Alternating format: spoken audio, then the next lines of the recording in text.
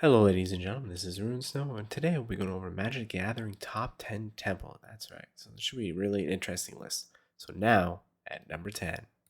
So we're going to start our list with the first few typical Temple cards. So at number 10, we're going to have Temple of Plenty from various sets, rare with an average price of 81 cents. So I don't know why they keep doing this. The price keeps dropping for all these cards. Basically, it comes into play tap, scry one, add a forest or a plains, and like I said, this is going to be the first of the few that are going to be at the bottom of the top 10. But once we get into the top, say 6, it is going to expand, and we're going to see what real temple cards are. So at number 9, I chose Temple of Malice from various sets being rare with an average price of $1.73. And again, these temples are based on what colors you prefer to use. That's why I put the forest and the plains at number 10. This one I chose at number 9 with black and mountains. And this one does come into Battlefield Scry 1 as well. So let's move on to number 8. We have Temple of Deceit for various sets being rare with an average price of $1 over the market. This one comes in play tap, scry one, but this one is a island or a swamp, which most people play with those colors, so therefore that's why I put it at number 8. So let's move on to number 7. And we have Temple of Garden from various sets, rare with an average price of $13.17. And now we are actually going to get to some interesting temple cards. This one quite similar to the other ones, but it does say comes into play. You may pay 2 life. If you don't, it comes into play tap. So most lands like this are very cool. I really like this.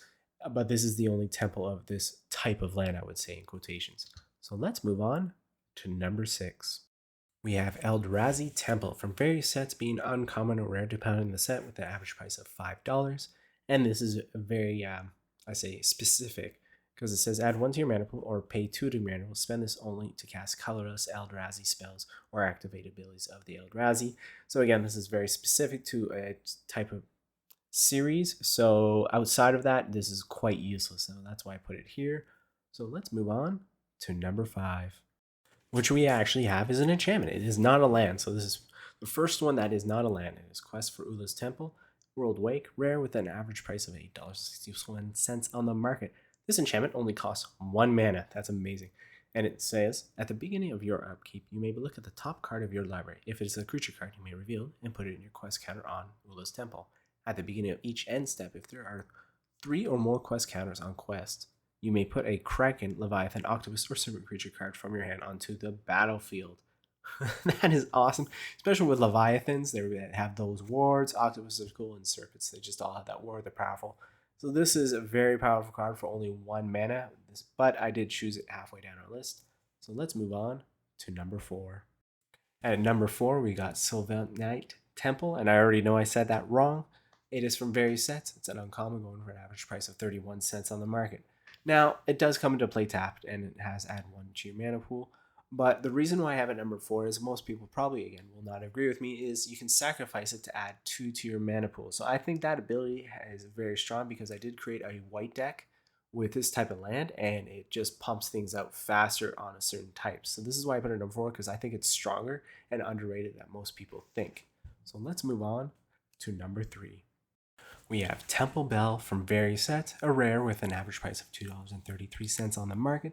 And the reason why it's here is, well, each player draws a card. That's it. Tap it and you draw a card. So you got to be careful what the opponent has, but I think this card is actually fun and you can actually control the board if you have certain blue cards with this card. So let's move on to number 2. We have Okina Temple of the Grandfathers from Champions of Kamigawa. It's a rare going for an average price of $11.55.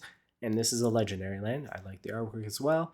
It says add forest to your mana pool. Target legendary creature gets +1/+1 until end of turn. Well, you can have a lot of fun with that. Untap tap lands if you want to do that. You can work around with it, but it's just in general, I think a pretty good card. And this is why I put it at number 2. And well, it is expensive, so it does work out. So let's move on to number 1, which I'll have to say is one of the best cards from Odyssey. It's Deserted Temple, a rare with an average price of $38. Actually, it might be the most expensive card from Odyssey from I think I can remember. Add 1 colors to your mana pool, pay 1, untap target land. And it's not a legendary land. Then again, back then they didn't really have as many legendary lands as they do now. So this one is really cool. You can quite have fun with that, even if you have creatures to say untap target land. So anyway, it gives you the ability to really have fun and control the board. I really like this artwork. I actually used it when it was standard back in the day when Odyssey was standard. So I hope you enjoyed the top 10 temple, and I hope you have a good day and a good evening.